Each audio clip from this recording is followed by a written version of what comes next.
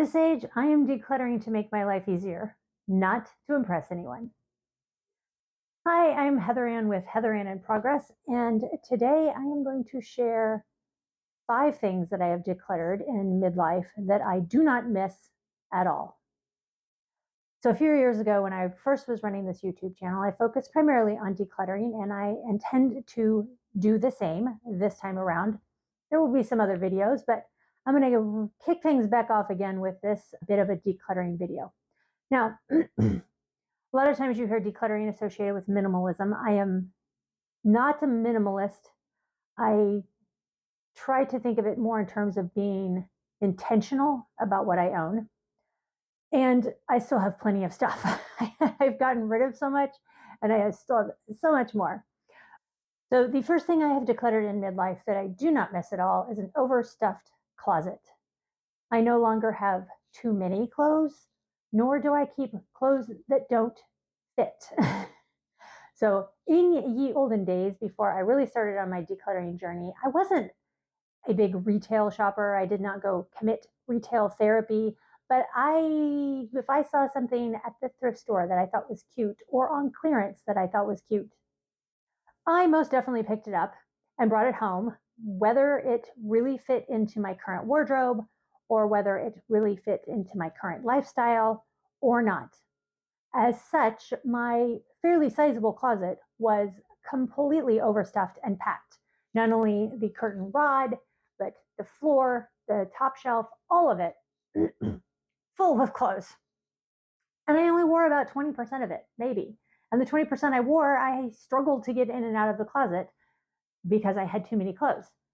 And that was just the clothes in my closet, because there were multiple totes of clothing, of off-season clothing in the basement, which did it did include some off-season clothing. So like sweaters were packed up in the summer and shorts were packed up in the winter.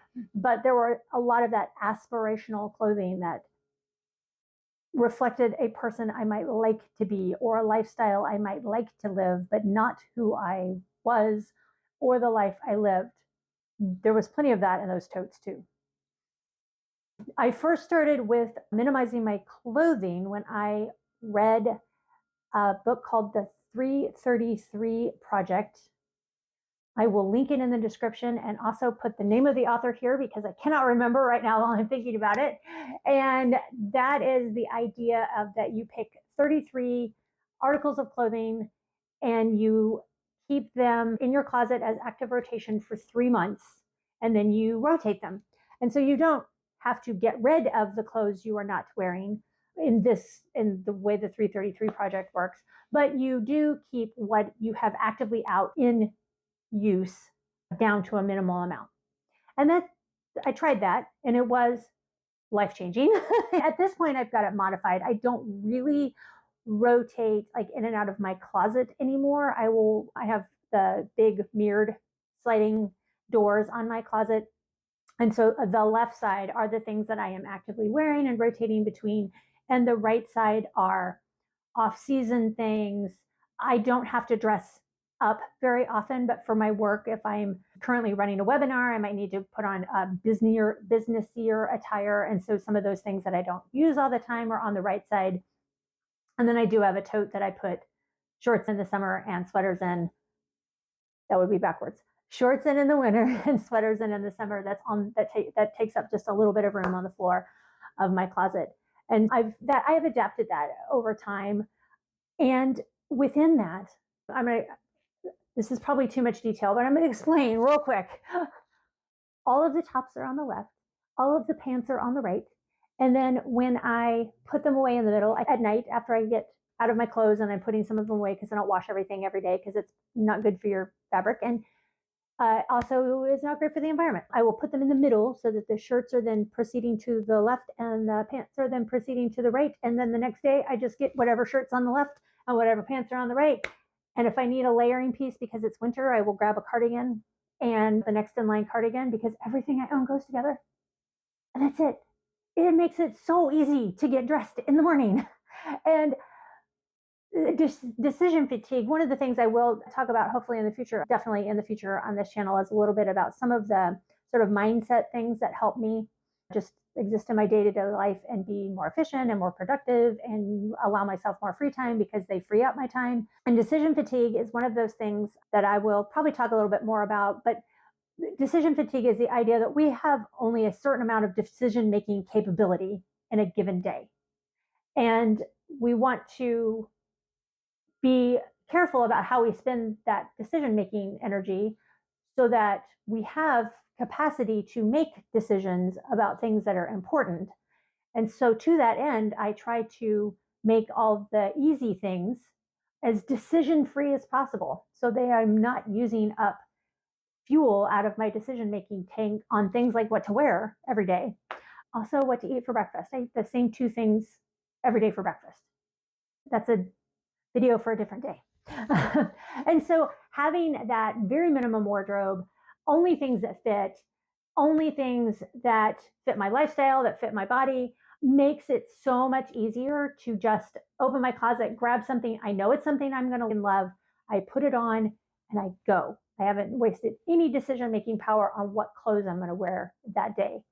And that little thing, that was the very first sort of decluttering thing I really did. And it made and has made and continues to make such a huge difference in my day to have an organized, minimal, and it's not minimalist. Like at this point, I don't do 33 things anymore. I would say there's probably 50 things on the left side of my closet where I'm rotating between.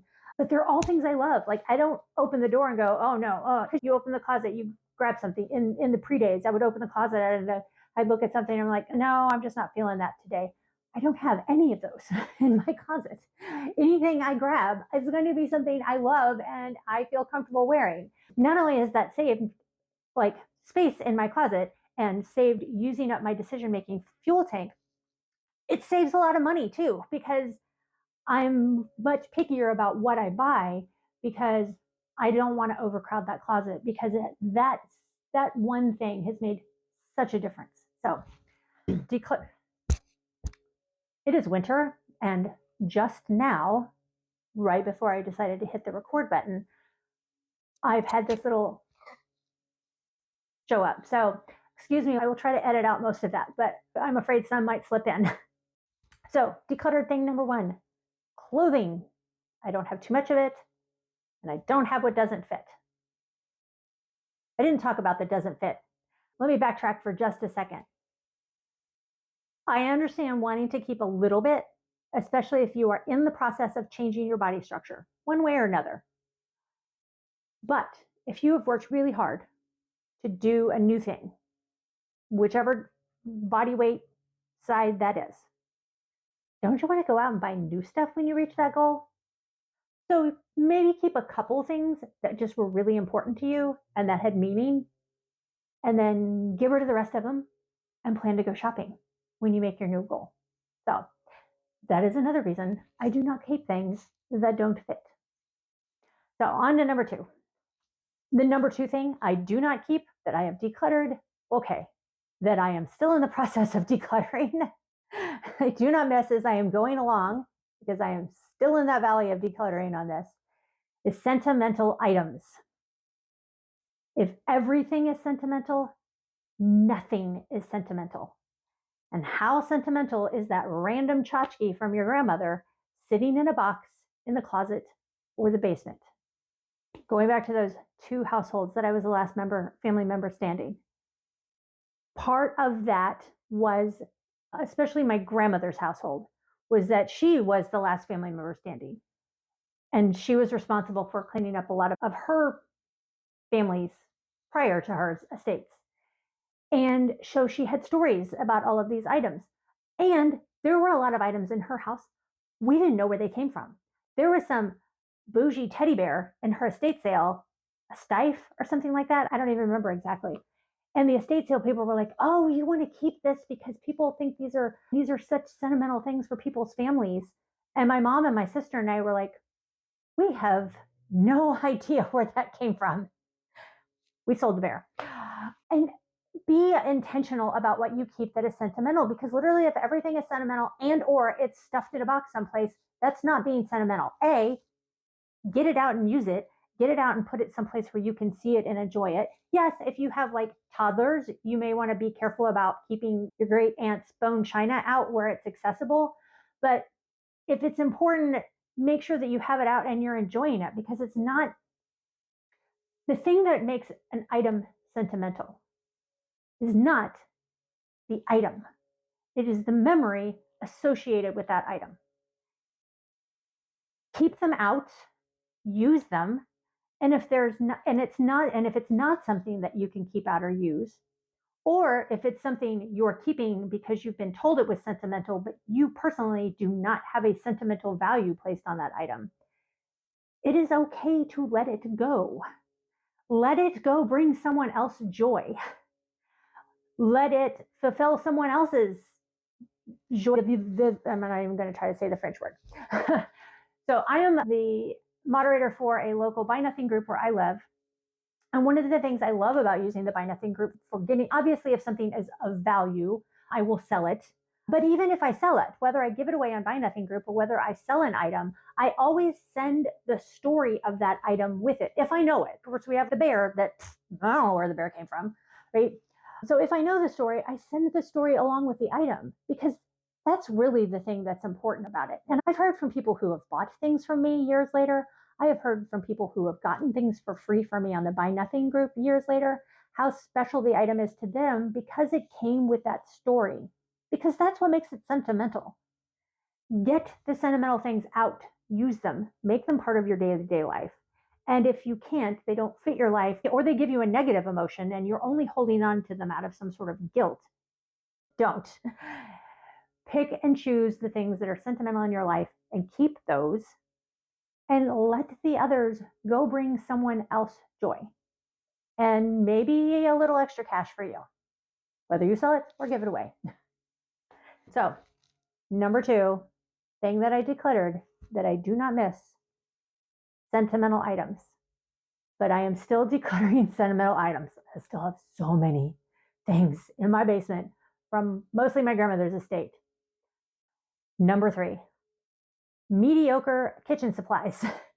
Now, I know when my husband and I were younger and we were just starting out and we had just graduated and we didn't have a lot of money, that spatula from the dollar store was fine. And if you are in a position where that's all that you can afford, that is great. So I will say, I'm speaking of the mediocre kitchen supplies a little bit from a place of I can afford this, and I know not everyone can. So bear with me if you are in that market where you can't. But if you are at all able to be picky about your kitchen supplies, whether it's appliances or tools or anything like that, do. We spend a large portion of our life eating, consuming food, making food in one way or another. Generally speaking, 3 meals a day, 365 days of the year, 80 some odd years, hopefully, if we're lucky, right? If something annoys you every time you pick it up, that something is stealing your joy just a little bit every time you pick it up. So extract it from your life. Go find something that works better. Obviously, start there. Ask your friends. Like, friends love to help friends. Like, I am all over. If I have a friend who is, I'm looking for a new toaster oven and I don't know which one to buy, I am right there to give my opinions on the one that I own, which is fantastic. I will link this, the kind it is, down in the description. And if you need a new air fryer toaster oven combo, which is what I have. But people want to help each other and people love to recommend something that works well for them. So if you have a thing in your kitchen that is just like mediocre and every time you pick it up, you're like, oh, get it out of your life. The kitchen was, after clothing, I started with clothing, which was a personal thing. I keep hitting my microphone, sorry, which is a personal thing. But after clothing, I enlisted my husband and we decluttered our kitchen pretty aggressively. And we have a really ridiculously large kitchen. There are so many cabinets and plenty of space, but there were still spaces that were so crowded, it was difficult to get to the things that we used every day. And that was one of the things that we used as a sort of a meter as we were decluttering, is what did this item fulfill the use that we had it for? And if it didn't, It was out there. It was in this box of the thrift store or in the box that we were going to give away on Buy Nothing. Do yourself a favor. No, there are. I know there are people who absolutely adore and love to cook, and I don't mind cooking, but it's like the meme that goes around of nobody told me that most of adulthood would be just figuring out what I was going to eat at my next meal. We're all in that boat. So try to make your kitchen as joy filled and useful and not and void of anything that makes you go every time you have to pick it up. So number 3, mediocre kitchen supplies. Thing number 4 that I decluttered in midlife that I do not miss. And to be honest, I was probably even younger than midlife when I decluttered this. Multi-step, complicated skincare routines. Now, when I was in high school and college, graduated high school in 1990, so it gives you the time frame. There were like the absolute crazy skincare routines that people are engaging in now. Like I have my daughter who is 18 said that not any of her friends, but that she sees on TikTok and some of the other social media platforms where youth as young as 10 are using this crazy multi-step, extremely expensive skincare routine. That is not going to help you. First of all, you're 10. Your skin looks great. Okay. And secondly, it's not going to really help you when you get to my age. What will help you are the things that are just not all that sexy.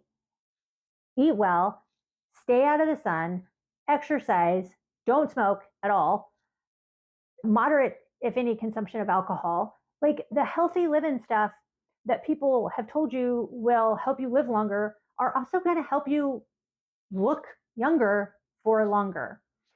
No amount of 10-step skincare routine is going to make that big of a difference. And sleep is extremely important. Sleep is probably more important than a lot of all those other things I just listed.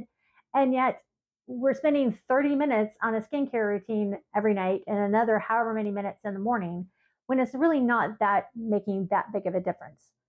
Now, if it's your thing and you just really love it, go for it. I'm not here to tell anybody what to do. I'm just telling you what has worked for me and what has made my life simpler.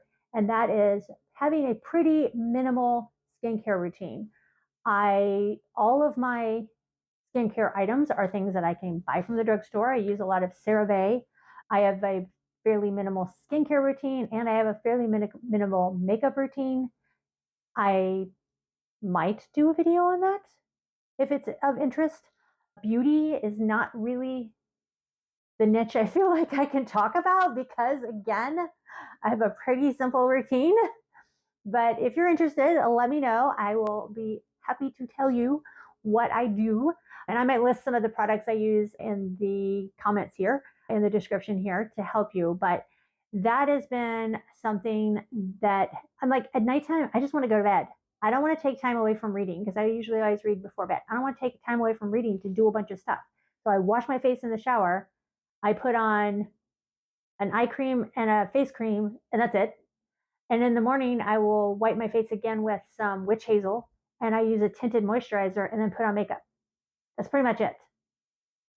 That's it. Because in the morning, I want to get all that extra sleep. I don't want to take more than 5 minutes to put on makeup.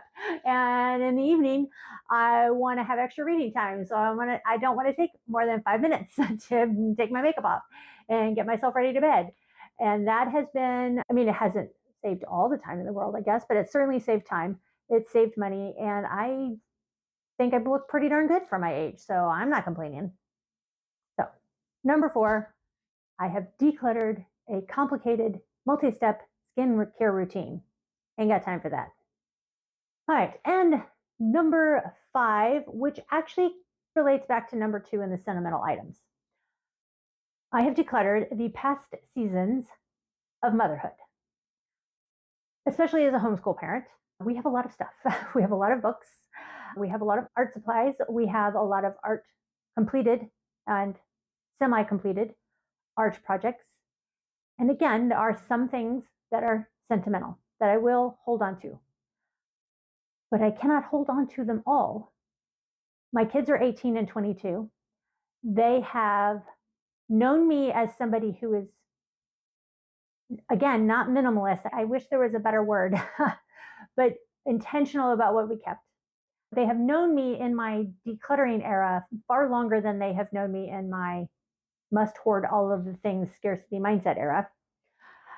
And so they don't have an expectation of all of their stuff being saved. We do prioritize some things, like books are a pretty top priority.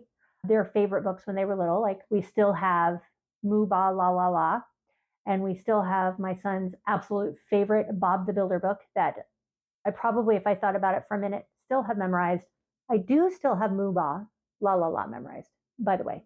The cow goes moo, the sheep says ba, three singing pigs sing la la la. But there are some things we prioritize, but like we didn't keep all the clothes. We kept a few items, mostly ones that were handmade for them. And we've got a couple totes in the basement where we keep those things that are longer term storage for them. But the seasons of motherhood is one of those things that I have not kept. And I feel like I listed this a little differently than sentimental because they are sentimental, but I think they can be harder to process than, say, something that was owned by your great great aunt who is maybe no longer even living. That because they're here now. I mean, you're hopefully your children are still here and with you, and so it is harder to maybe say move those things along. One of the things that helped me a lot with that is that idea of the items serving their highest and best use. And if it's a tool, a toy, a book that doesn't have that sentimental value, like the ones I mentioned, a clothing, those aren't serving anybody sitting in a box in my basement. But there are so many people in need, and it doesn't even need to be like a financial need, but I know, just even though we were not poor when the kids were little, it was really nice to not have to worry about, say, clothes, because I we had friends who had children a little older than both of ours, and they would send all their hand-me-downs to us. And so I didn't have to worry about going out and buying as many clothes for my kids because we had this system set up of trading things. So then when it was my time to pass those out of my life, those items were still continuing to give their best and highest use. I know with my son, we did save some of his baby clothes because we knew we were probably going to have another. And then we had a girl. And even if we hadn't had a girl, I have friends who had two children of the same, and they said we still wound up getting just as many clothes because the second child didn't like the same things as the first child. And so the first child liked trains, but the second child liked airplanes. And so they had to go buy an airplane shirt instead of a train shirt. And so I would encourage to be mindful of not just moving on those items from different seasons of motherhood or parenthood because of clearing out space, but also because of allowing the item to go bring someone else joy and be helpful to someone else and serve its highest and best use. So, number 5, items from different seasons of motherhood. So, I am not perfectly decluttered. I still have a lot to go, which I will bring you along with here on this channel. I am in progress. Definitely on the decluttering front, on many fronts, but definitely on the decluttering front. And I would say letting go feels different at this point in time in my life. It feels intentional and it feels freeing and like just making my life easier for the benefit of me and the benefit of my family. At this stage, I know what fits. I know what fits in my life. I know what fits in my house. And it is easier to let those things go. Now, if you are just starting out on your decluttering journey, I would recommend starting with the really easy things first because the decluttering muscle is very often weak when we get started. And the more you do it, the stronger it will get and the clearer you will be about what you want to keep and what you want to let go. You don't need to get rid of the super sentimental stuff first. You may not need to get rid of it at all. Start with the things that are easy and move from there. You will get stronger and better at it and be more clearly define what you want to keep and what you want to get rid of. At this point, I haven't really gotten rid of anything that later I was like, oh gosh, I wish I'd kept that. Maybe like some random things I would use for prop in a show, but not anything in any seriousness in my life. Because as I've done this, I've gotten better and better at determining, because I started easy, I've gotten better in determining the things that make sense for me to get rid of and make sense for me to hold on to for now to make a decision later or maybe never. So it's not about being perfect, just about making progress. If you too are on a decluttering journey, I would appreciate it if you would hit that subscribe button so you can follow along with me. And let me know in the comments, what's one thing that you let go of that really surprised you? So, bye for now, until next time. And remember, small, consistent actions add up to big changes.